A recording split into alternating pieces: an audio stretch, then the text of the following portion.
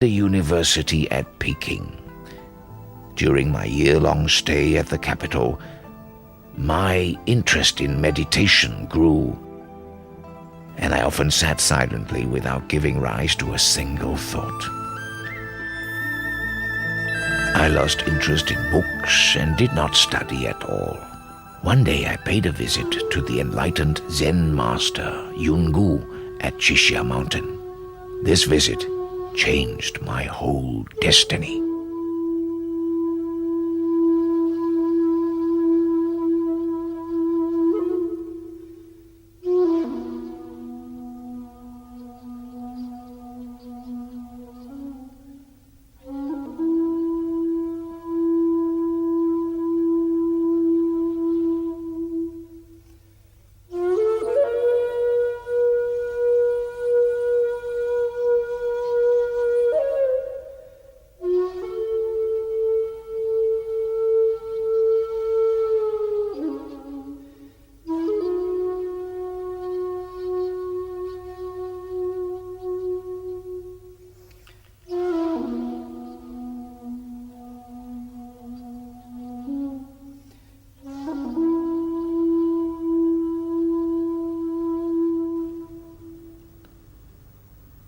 Mr. Yuan. Master. The reason why ordinary people are unable to attain sagehood is because they have too many wandering and false thoughts running through their minds. In our 3-day meditation, I have not observed the slightest wandering thought arising from you. Why is this so? Mr. Kong has clearly predicted the entire outcome of my life. The time of life, death, promotion, and failure are all predestined. There is no use or need for me to think about it. I thought you were someone of remarkable capabilities.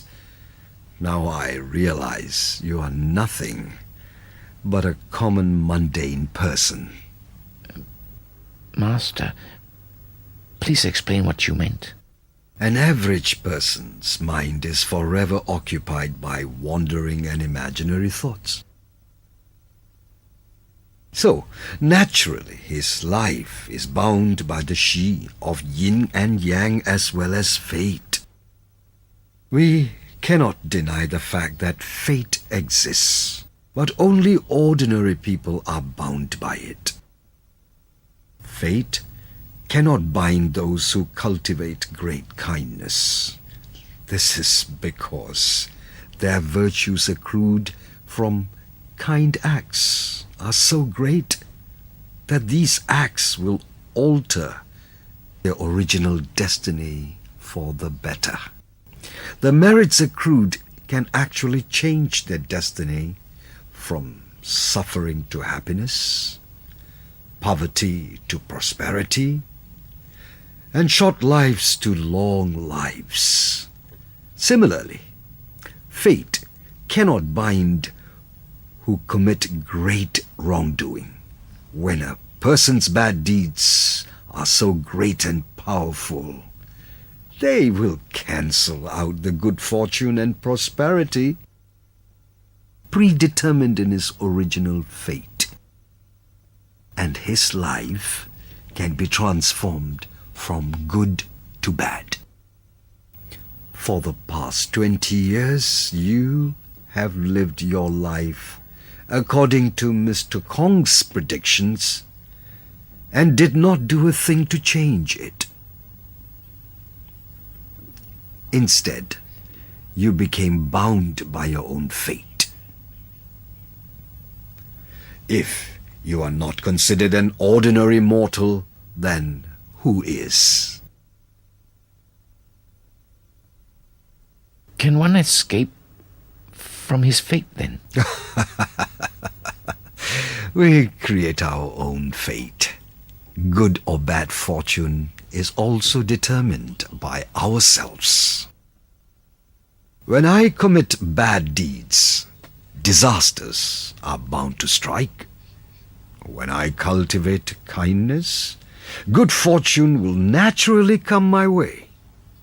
It says so in all the great ancient books of wisdom. In the Buddhist teachings, it is written that if one wishes for and seeks wealth, position, a son, a daughter, or longevity, one can attain them. One only has to cultivate kind deeds in order to escape the control of fate. Since untruthful speech is one of the greatest offenses in Buddhist teachings, we can be assured that these are not lies. Buddhas and Bodhisattvas certainly have no reasons to deceive us.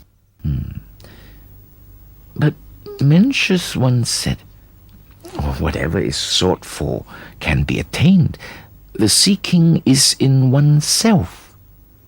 This refers to inner qualities such as virtue, kindness, and morality. These are all qualities we can work toward. However, when it comes to outside factors such as wealth, fame, and prestige, how can we seek to attain them? Don't these have to be granted by others? Mencius was correct, but you misinterpreted his meaning. Huining, the sixth patriarch of the Zen school, has taught that all the fields of merit are within one's own heart. The outside is merely a reflection of the inside.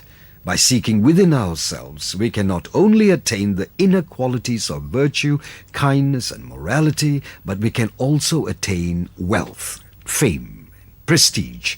These are embodied in one's fate. One will attain them even without having to seek.